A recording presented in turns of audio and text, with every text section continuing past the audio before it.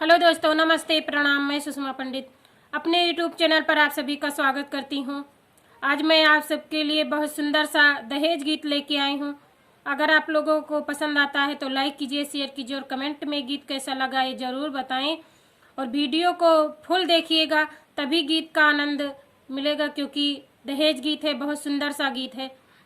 मान लेता हमरा कहनवा, मान लेता हमरा कहनवा, दहेज जिने मांगा सजनवा।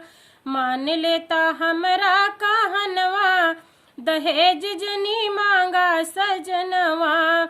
जो कुछ दी है बेटी के पापा, जो कुछ दी है बेटी के पापा, लइके आया तू अपने भवनवा। दहेज जिने मांगा सजनवा, लइके तू आया अपने भवनवा।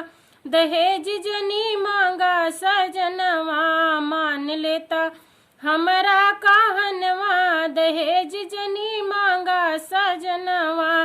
जो कुछ दी है बेटी के चाचा, जो कुछ दी है बेटी के चाचा, बेटी के चाचा, बेटी के चाचा, लइके तू आया अपने भवनवा।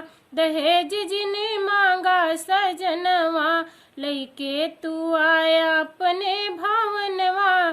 दहेज जनी मांगा सजनवा। मान लेता हमरा कहनवा, दहेज जनी मांगा सजनवा। जो कुछ दी है बेटी के भैया, जो कुछ दी है बेटी के भैया, बेटी के भैया, हाँ बेटी के भैया, लइके आवा अपने भवनवा।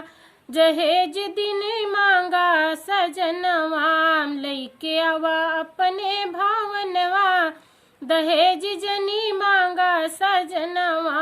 मान लेता हमरो कहनवा, दहेज जनी मांगा सजनवा।